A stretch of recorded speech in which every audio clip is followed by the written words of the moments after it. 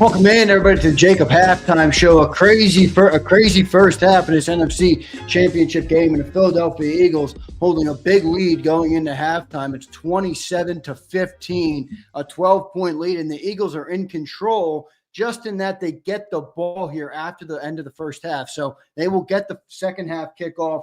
And a lot of things going the Philadelphia Eagles' way. Let's call a spade a spade. The Commanders giving us gifts on a silver platter. The officials giving us some gifts on a silver platter. A lot of things going right for the Eagles in this game. I'll get to my main man, John McMullen. Before I do that, John, coming to you in just a second, I want to tell everybody on JAKIB about a great new sponsor that we have. And the great part about this sponsor, everybody, is they are one of our own subscribers. They are one of JAKIB Nation. So this halftime show is presented by Leone and Company Wealth Management. Your financial future is on the line. Are you ready for what's next? Contact one of JAKIB's subscribers, David Leone. Call him after the game. Call him at Leone Company Wealth Management and tell him I sent you from JAKIB Sports. A big thanks to David Leone for sponsoring the show, Leone and Company Wealth Management. Let's go to my man, John McMullen, live from Lincoln Financial Field, joining us now. Johnny Mac, what do you think of this first half, man? Birds with a pretty commanding lead with a chance to go up even more coming out of the second half. Yeah, it feels like a coronation. At this point, the Eagles are going to get the ball coming out of halftime as well. So 27-15 lead, but that end of the half sequence was a catastrophe for Washington. You had undisciplined football. You had the two personal fouls, basically, and a third 15-yard penalty when you think about the late hit out of bounds on Saquon Barkley. So a lot of undisciplined play. Eagles offense has been tremendous in the first half, starting with the first play of the game, first offensive play of the game.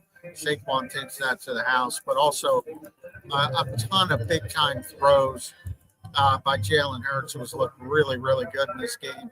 The biggest play to me was that 4th and 5 go ball to A.J. Brown. The Eagles would have played it conservatively there, punted the football, tried to draw them off sides, tried to play field position.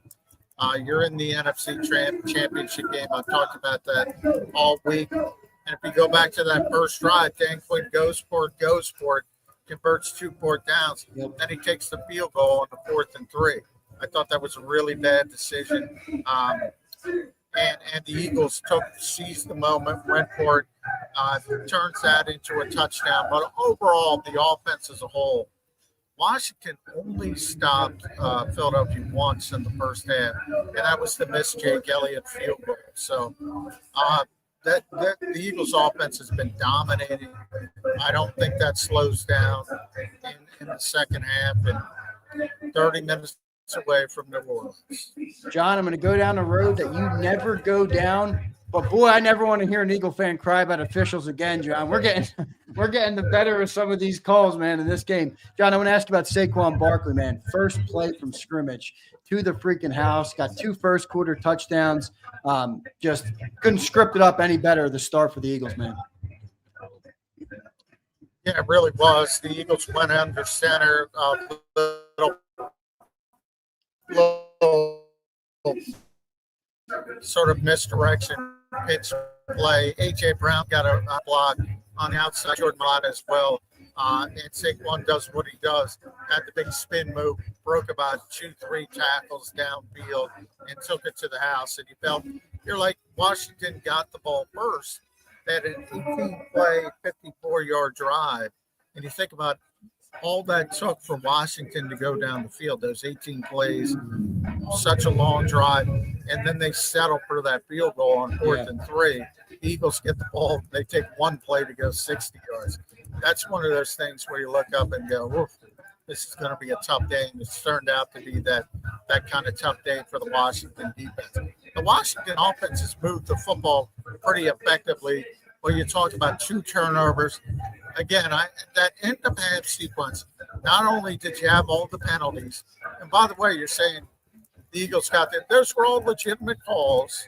They weren't ticky-tack. Marshawn Lattimore just that was a 3rd and 13 play when he got called for pass interference.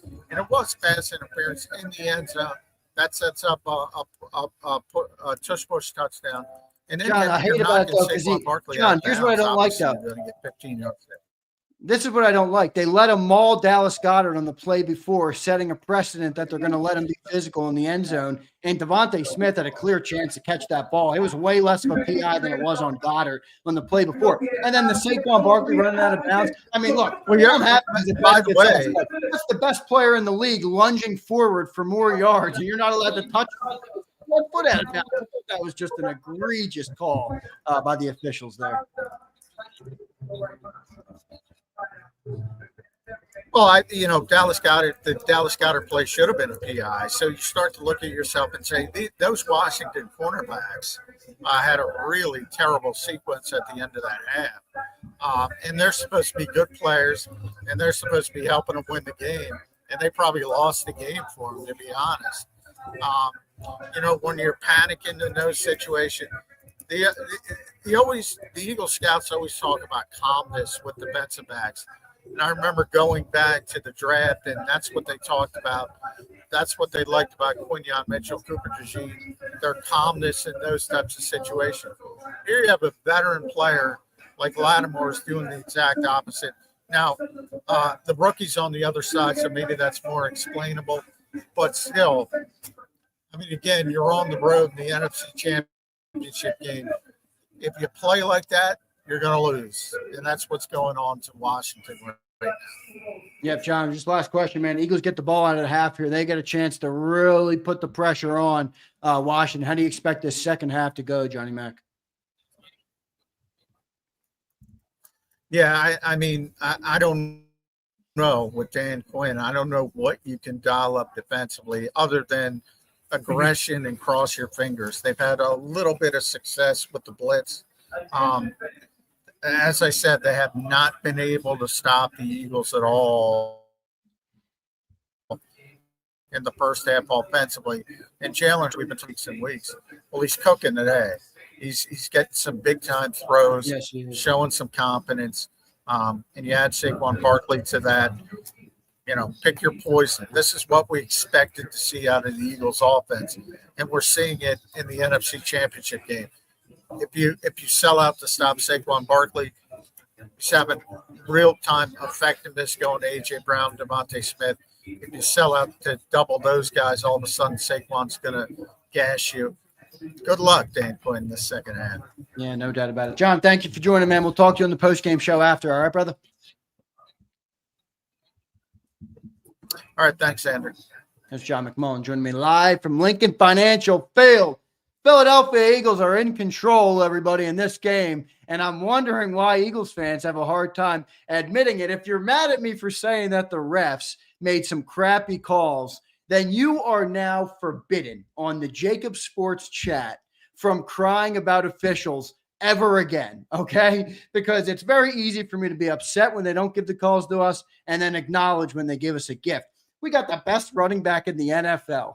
Running forward, the Commanders are down by 2 scores, trying to stay in the game.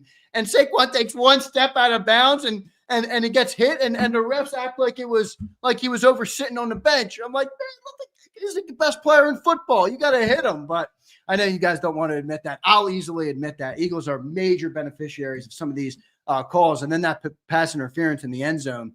I mean, they let him maul Dallas Goedert, which was a bigger pass interference. And then the very next play, he's a little handsy with Devontae Smith, who was also pushing off of him. And they call that. I'm like, you got to be consistent. If you're going to make a call, be consistent so the players know what you're calling. And they weren't. But nonetheless, Eagles are in control, everybody. I thought the start of the game was just incredible, the way it all unfolded. I mean, 18-play drive for Commanders. And you heard John say it several times. they settled for 3 there was just brutal. I don't know why he did that when you're on the road and you're an underdog and you're playing a team like Philly that's just going to keep coming. They really gave us a gift there. And then Saquon Barkley. I mean, how about it? I'm watching the game. I put my hand down to take a bite of something to eat. I look up and Saquon Barkley's in the end zone. It's amazing what this guy has done all year, and the storybook continues. For him, man. I'm gonna be fighting with John again this week that he's the best Philadelphia Eagle, that we've had, and definitely the best running back I think we've ever had. I know it's not as long of a career as some of our great running backs, but man, is he a special talent. Let me read a couple super chats, make sure the game's not back yet. No, we're still good on the game. Eagles are in control, everybody, and they get the ball coming out of the second half. Brian Pumper, game not over yet. We better keep scoring. JD5 is getting ready to cook. I don't know, Pump. They better make a move quick. They need to stop on defense if they want any chance in this game. Us Jalenites unite. Thundercats. I love it. Callis says Jake Elliott blows. Yeah, but another missed kick. Not even close from 50-plus for him. Josh B. 2 quarts and Sills get to eat crow. Let's go. Oh, he'll be eating crow today. Hurts cooking and Dickerson is a warrior. Enough said. Here we go. Dover's Army. Easy money. 2 physical for him. Jalen playing perfect point guard. JD5, multiple pickable passes. He's also had some good throws, but Jalen Hurts looks lights out today. Come on, Brian Pumper. Admit it. Big throws. How about that 4th down dime? 4th and 5. You need to make a throw, and Jalen Hurts identifies the man coverage, one-on-one, A.J. Brown, and delivers the ball perfectly. Pump, you couldn't place the ball better than that. You couldn't place it better than that, and the Eagles went on to score on that drive. Tip the cap to Jalen Hurts on a big throw there. Jason A-Team again. Hurts is cooking. Pumper. Let's keep this going. I love the fire. AJ's playing belt to ass. Barkley is a godsend. Defense still good, but shoddy. No doubt about it. Barkley's unbelievable, man. Sig Lord checks in. Love seeing Jalen fired up. Yeah, he's fired up, man. Playing really, really good football right now. They're making these calls because the DC tried to be Billy Badass. Corey, it's a good question. We talked about that a little bit earlier in the week, man. We talked about that. Dirty Air, JD5 cooking an itinerary to Cancun. I agree with that, man. Pumper, nothing like a good stuff, everybody. Great first half for the Philadelphia Eagles. Great first half for Saquon Barkley. Great first half for Jalen Hurts. For the people who criticize or are tough on Jalen Hurts, let's call a spade a spade. He's playing lights out. Lights out right now. Great stuff. And look at my guy, Tony, checks in. Xander, if you don't know the rules of football, stay off a talk show. I am Tony. All I want is to cry about officials when they call against me. But when we get calls, I can't be honest with myself and admit it. Tony, they're giving us calls left and right, my friend. Come on, man. Be honest with yourself, Tony. I can't force you to be honest with yourself, but I will tell you what I think, man. I appreciate each and every one of you guys for being here. Don't forget to hit that like button. We're 2 quarters away, everybody, from a Super Bowl berth. Let's do it. Appreciate all you guys. Oh, and one other thing before I leave, all right?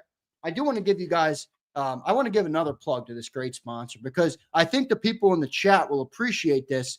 David Leone is a loyal listener of JAKIB Sports, of both shows, of me, of the National Football Show, and of Birds 365. And that's David Leone of Leone and Company Wealth Management, a new sponsor that we're hopefully going to have on here more for JAKIB Sports. Go and check them out, everybody. Your financial future is on the line. Are you ready for what's next? Contact one of JAKIB's own subscribers, David Leone. Call him after the game at Leone and Company Wealth Management. Big thanks to him. Thanks, everybody. Enjoy the second half, and we will see you on the postgame show coming up after this.